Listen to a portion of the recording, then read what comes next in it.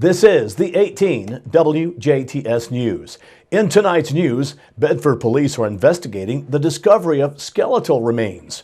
We'll hear from State Senator Mark Mesmer, and colder weather is on the way. Zach Gruber talks with the DuBois County Humane Society. Kurt Guxell has highlights of the USI UE basketball in sports, followed by WJTS Informed. Tonight with Adrian Engelberth running for Jasper City Council in District Number 4. All this and more coming up on the 18 WJTS News.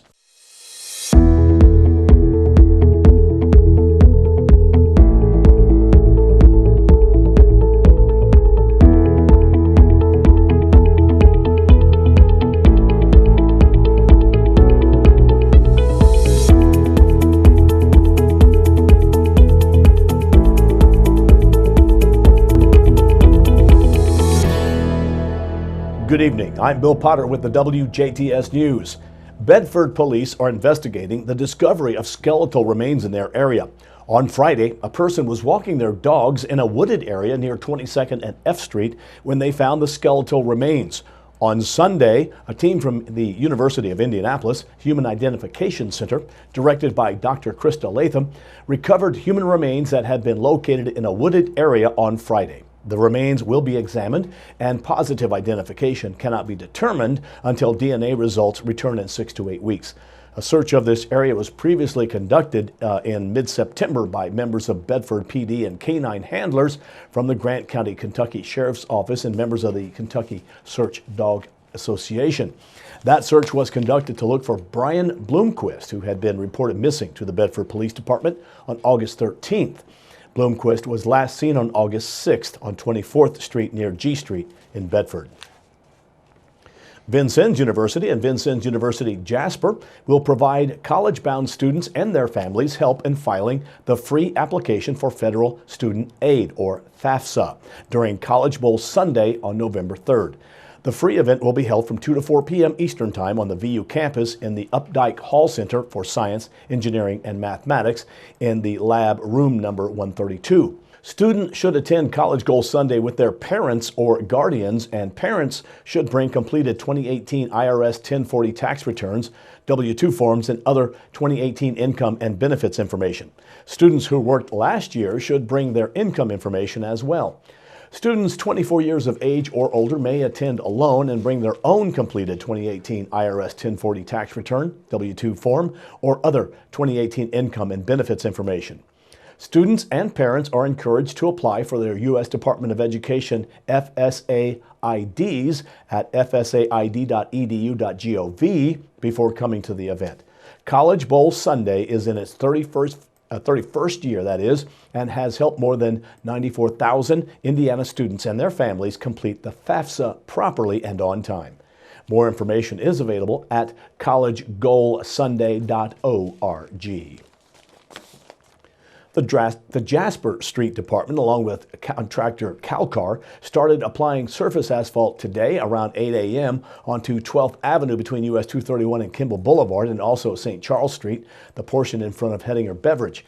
Motorists had to use access to these streets, however, had limited access, that is. However, the delays were expected. The project will proceed barring inclement weather or any other unforeseen events. The Indiana Department of Transportation announces a large structure replacement project for State Road 37 in English. Beginning on or around Monday, November 4th, contractors will close State Road 37 just under 2 miles north of State Road 64 to replace the drainage structure over Bird Hollow Creek. During this time, crews will completely replace the drainage structure, requiring a full road closure. Work is scheduled to last until early January, depending upon weather conditions. During that time, local residents will have access to the point of closure. However, all other traffic will need to use the official detour using State Road 64, 66, and US 150. INDOT urges drivers to slow down and stay alert near crews. When Indiana's part-time legislature is not in session, lawmakers serve on interim study committees that meet to review the state's top issues. as identified by the General Assembly during the prior legislative session. State Senator Mark Messmer says that during the summer and fall, the interim study committee on public health, behavioral health, and human services has been looking into the factors contributing to our state's growing healthcare and prescription drug costs. In 2017, Employers Forum of Indiana, an employer-led healthcare coalition, commissioned studies on the rising healthcare costs across Indiana. One of these studies showed that most Hoosiers spent $819 more per year on healthcare in 2017 than the average American. This is a considerable increase from 1997, when the average Hoosier spent $330 per year less on healthcare than the average American. Because healthcare is so complex, there is no single solution to instantly fix all affordability issues. However, there are several issues Indiana lawmakers are looking to tackle during the 2020 session to begin addressing high costs. Of the many issues, one of these is putting an end to surprise billing. Surprise billing is when a person receives care from multiple providers at one location, but only some of those providers are in the patient's network. To this end, Messmer says that the General Assembly is considering requiring insurance plans to determine their provider networks based on the location of service, so that all care provided in an in-network location is covered. Currently, 25 states have some form of prohibition on surprise health insurance billing. Another solution the legislature is considering is increasing transparency through an all-payer claims database.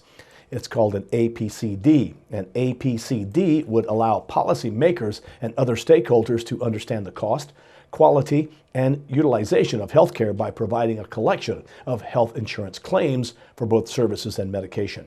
More than 30 states currently have or are implementing an APDC.